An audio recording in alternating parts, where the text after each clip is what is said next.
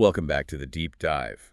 We're here again to really dig into the source material, not just skim the surface. Exactly. We take all that intel, the reports, the whispers, and we try to figure out what's really going on, the motives, the likely end game. And today, wow, we are looking at what feels like maybe one of the most intense periods, drama-wise, in a long time. Yeah. Emotional ultimatums, people coming back from the dead. It's a lot. It really is an understatement. It's like two timelines are just smashing together. You had that build-up week, October 1st to 3rd, where everything was kind of simmering. It's setting the stage, yeah. Right, and now, boom, we're heading into October 6th to 10th, and it looks like everything is just going to explode. So our mission for this deep dive is pretty clear. Yeah. Cut through all that noise. Yeah. Look hard at why these characters are doing what they're doing based on the sources you've shared. Based only on that detailed evidence, yeah. Okay. And then try to predict where these huge romantic messes and, frankly, criminal situations are headed. And we've kind of boiled it down to three main pillars of chaos, haven't we? Yeah, that's a good way to put it. Okay, pillar one, hope. Just totally paralyzed, confused. That love triangle has to finally break. It's been dragging on forever. Pillar two, Ridge, apparently heading for a massive meltdown because someone he thought was gone for good is, well, not gone, and very dangerous. Protective dad mode cranked up to 11, or maybe 12. Oh, yeah. And pillar three, just the awful collateral damage. The kids, Will and Electra, caught right in the middle of all this adult recklessness. That's brutal for them. So yeah, let's just dive right in, starting with hope, because that choice feels like it's been hanging over everything for months. Right.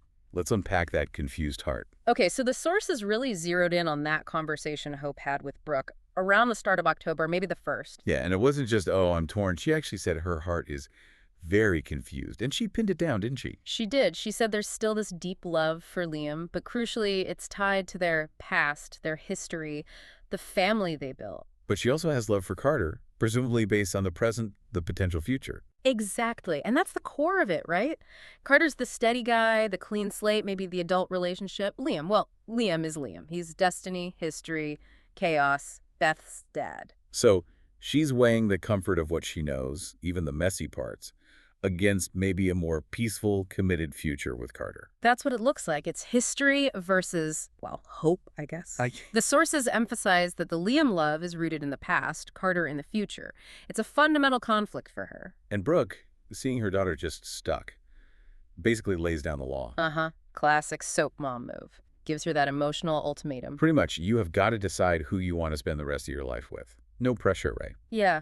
Yeah, just a small decision. But Brooke's point is, this limbo can't continue. You got to choose a path. And Hope's reaction to all this pressure, according to the sources. Avoidance. Big-time avoidance.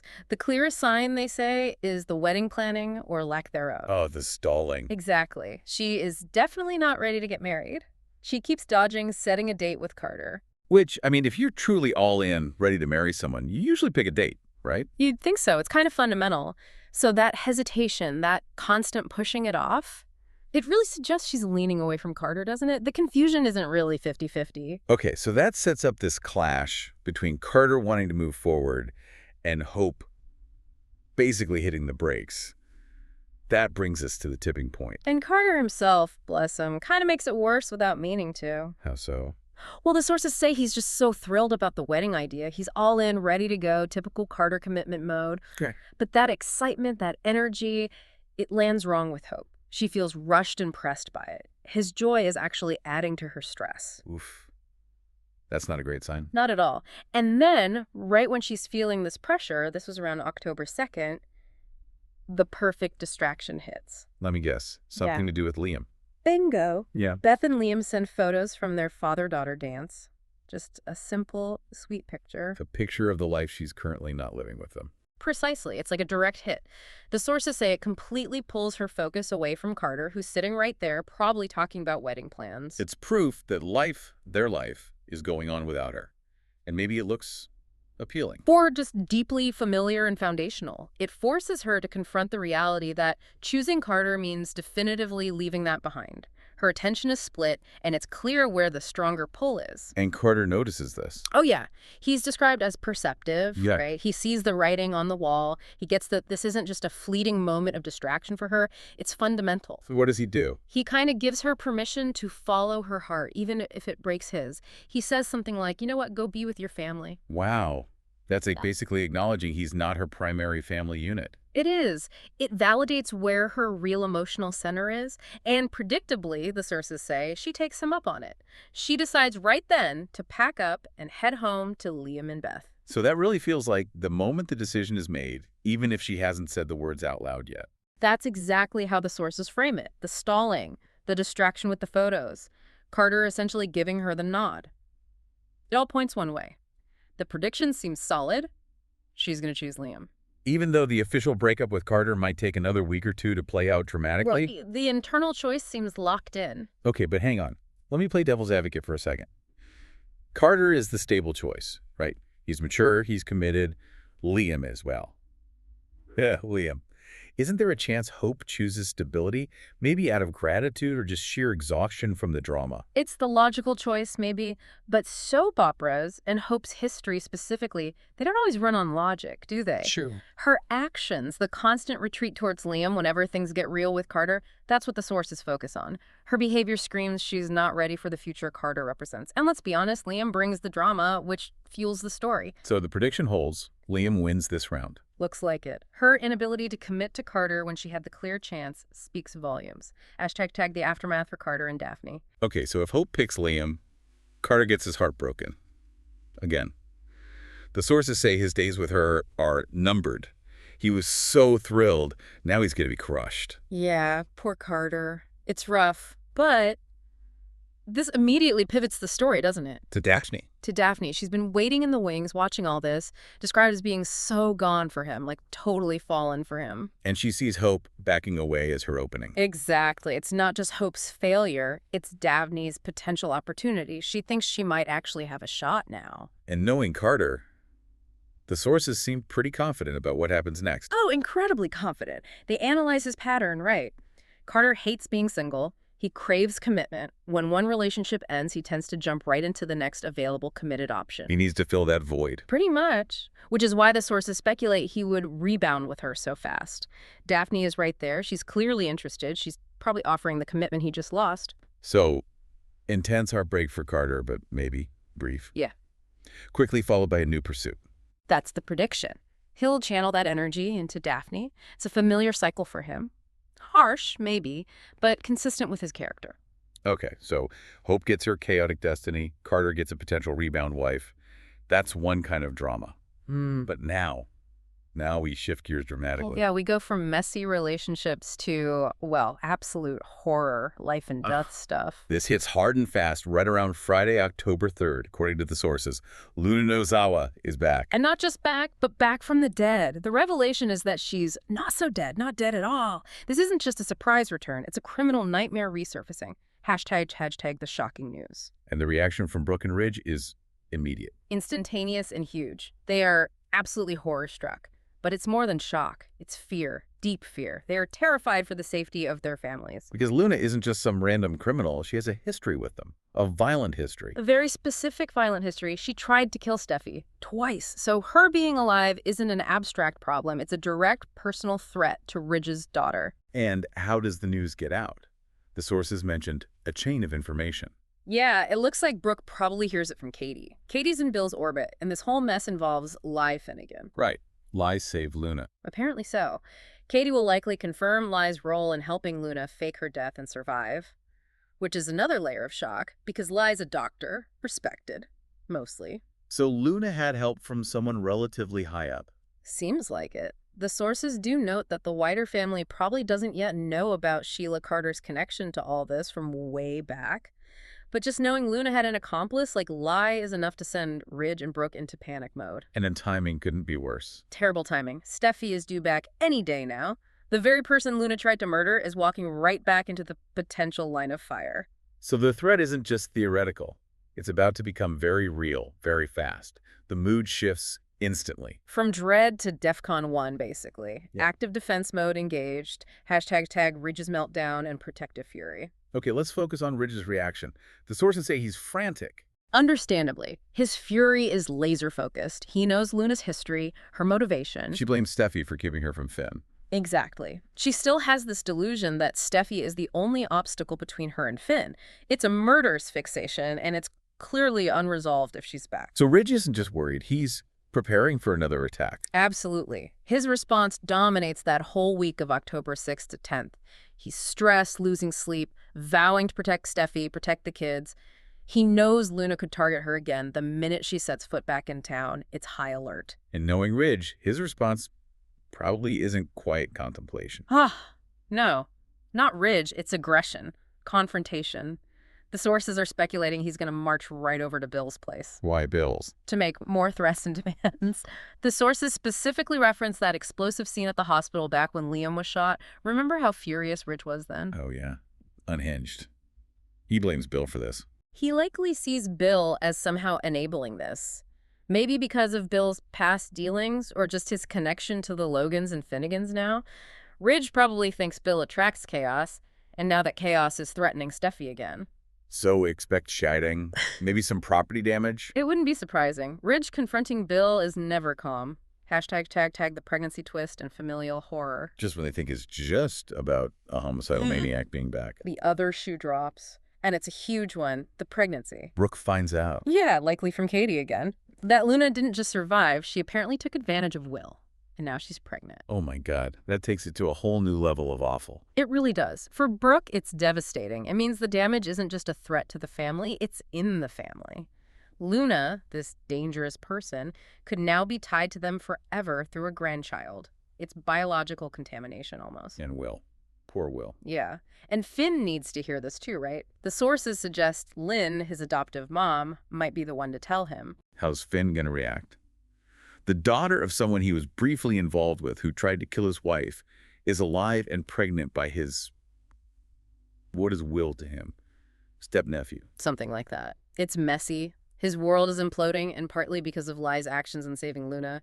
The irony is brutal. Now, the sources mention DNA tests are pending. For paternity. Right. That's the crucial legal point.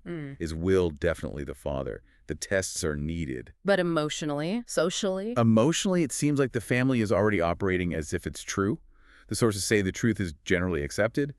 They're reacting, planning, panicking, based on the assumption that Will is the father. So that pending test result is hanging over everything, holding massive implications. Huge. It's the key to what happens next, legally and maybe even personally for some of them. Okay, so Luna being back isn't just a Ridge and Brooke problem. It sends shockwaves everywhere. Absolutely. It creates these deep cracks in relationships that seem solid. We really need to look at the collateral damage beyond the main players. And the first casualty seems to be Will and Elektra's relationship. Hashtag tag Will and Elektra's irreparable break. Yeah, this is just tragic for them. The sources paint a picture of absolute heartbreak. Elektra's heartbroken. Will is completely crushed. He feels like his life went from perfect to ruined overnight because of Luna. Totally. And he's terrified he's lost Elektra for good. The sources use words like irretrievable damage for the relationship. It sounds bad. But here's the interesting part the sources dug into. Why is it broken? It's not just because of what Luna did to Will. Right, that's key. Elektra knows he was victimized. She has compassion for that. But the deal breaker, the thing she seemingly can't forgive, The lies. the very deliberate lies of omission that Will told her. He didn't tell her what happened right away. He hid it. So she could maybe forgive the act, given the circumstances, but not the cover-up. Exactly. That's the analysis. The intentional hiding of something so huge suggests to her that he prioritized himself, or avoiding conflict over being honest and transparent with her. It shatters the trust. That makes sense. The lie feels like a deeper betrayal of their actual relationship than the horrible thing Luna did. Precisely. The victimization was external. The lie was internal to their bond. And that's what seems to have broken her confidence in a future with him. And now, adding insult to injury. The pregnancy. The cold, hard fact that Luna is likely going to be connected to Will forever. Even if Elektra could somehow rebuild trust. How do you navigate that? Constant reminders, shared custody. It's an impossible complication for a young relationship. Yeah, that shadow would always be there. And then, just to stir the pot more, Ivy Forrester is back. Oh, great. And Ivy. Yep, back in town, specifically checking on her niece, Elektra. And you know Ivy. She'll be horrified by the whole situation, the encounter, the pregnancy. And probably not shy about sharing her opinions, which will likely push Elektra further away from Will. Almost certainly. Ivy's arrival just adds another layer of judgment and complication right when they least need it. #tag lies regret and quest for rectification. Okay, let's pivot to Lee Finnegan, the one who, maybe with good intentions initially, kind of started this particular disaster by saving Luna. Right. Lai has a history of complex moral choices. Saving Finn himself was one. Now, the sources are clear. She has very deep regrets about saving Luna. She sees it as a huge mistake. A mistake she wants to fix. Desperately. She's not just sitting around feeling bad, she's plotting. She wants justice. She wants Luna back in prison where she belongs. And she's equating Luna with Poppy now. Yeah, her language is harsh. She thinks Luna is just as bad as Poppy, basically. A manipulative villain. Lai's goal is clear. Put a stop to everything Luna represents and has caused. It's a big shift for her, isn't it? The doctor who saved a life, now regretting it and wanting to undo it. It is. She recognizes that her actions, saving Luna, unleashed danger onto her own family, onto Finn and Steffi especially. That seems to be driving her now. And she's even considering going to Bill. Yeah, the sources say she's wondering if she should approach Bill and basically say, look, we messed up. Let's just call the cops now and fix this screw-up. She sees it as a joint error, since Bill was involved in the initial aftermath of Luna's death. Seems like it. She's using we, suggesting shared accountability and the need for immediate, decisive legal action. She wants to correct the moral wrong she feels she committed. But that puts her on a collision course with Bill and Katie, right? Because of the pregnancy. #tag the divide over paternity and punishment. Exactly. This is where Lai's personal drive for immediate justice clashes with the Logan Spencer pragmatism. Lai doesn't care about the pregnancy. The sources say she's unconcerned with it. For Lai, Luna is a felon who attempted murder. The baby, whoever the father is, doesn't change that fundamental fact. Jail, now.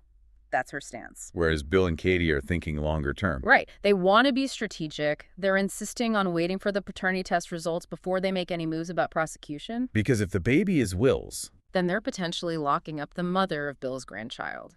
That changes the entire dynamic, the legal leverage, the future complications.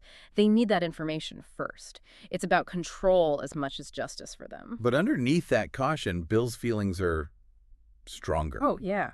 Way stronger. While he agrees to wait for the test, the sources give us this really intense insight. Bill just wants her dead. Whoa, seriously. That's dark. It is dark and visceral, but maybe understandable from his perspective. His son was violated in his home by someone he thought was gone. That sense of violation, of threat hitting so close, it brings out that primal, protective, ruthless side of Bill. So he's playing along with the waiting game, but internally. Internally, he's furious. He's tightening security at the estate, watching the calendar, just waiting for those results. He's hoping the baby isn't Will. Because if it's not... Then, in his mind, the coast is clear. He can pack her off to prison, get her out of their lives for good, remove the threat without the complication of her being tied to his family. That DNA test is basically Luna's get-out-of-jail-free card, or her ticket straight back. The tension is immense. #Tag series. New beginnings and threats in the workplace. Okay, shifting from literal life and death to the corporate world, which, let's face it, can feel like life or death sometimes at Forrester Creations. Especially when Deacon Sharp is involved. He's making moves again, trying to get his kids settled. Right, leveraging those Logan connections. #Take Deacon's family push. Yeah, the sources point to a couple of things. First, he apparently encouraged his son, Deke, to go visit Hope.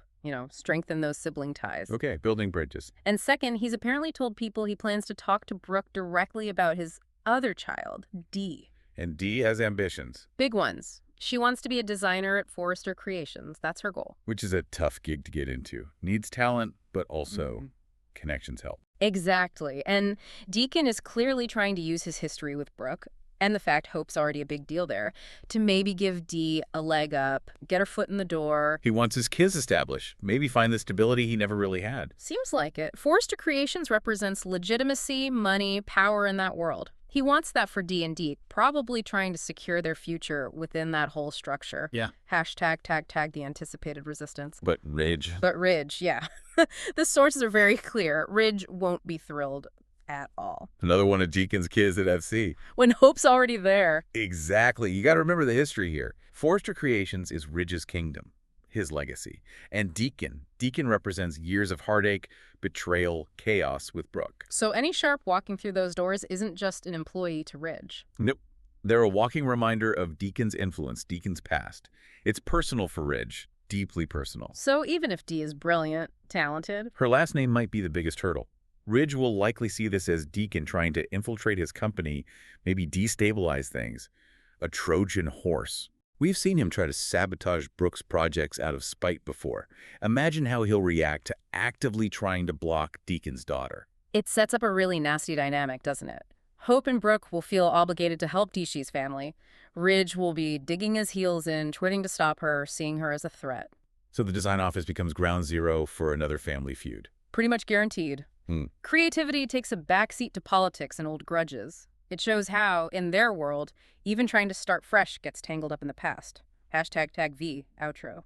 Wow. Okay, so if we pull all this together from the sources, the next week or two just sounds incredibly dense with drama. Unrelenting is the word that comes to mind. You've got Hope making this life-altering choice between Liam and Carter on one side. While almost everyone else is completely consumed by Luna, her being alive, the pregnancy, Ridge's fury, Lee's regret, it's consuming them. Yeah, the scale is huge. And the connecting theme, maybe, is how attempts at personal happiness, Hope wanting love, Will wanting love, just get slammed by these massive threats and secrets from the past. Luna's return basically poisons the well for everyone, especially the younger generation, trying to build something new. Exactly. The past just won't let them go. And speaking of the past and its consequences, that brings us to Lee Finnegan, a character really wrestling with the outcome of her own actions. She made a choice, saved a life, and now feels responsible for fixing the mess that resulted. Which leads us to our final thought for you, the listener, to chew on.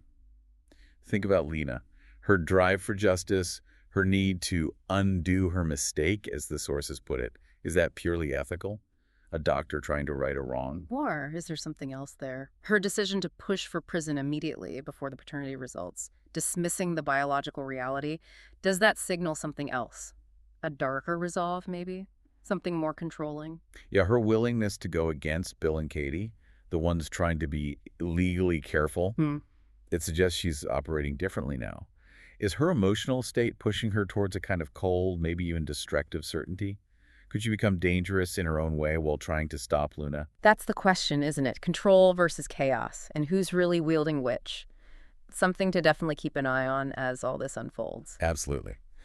Well, that's all the time we have for this deep dive. Thanks for joining us. We'll be back soon to analyze the next batch of source material you send our way.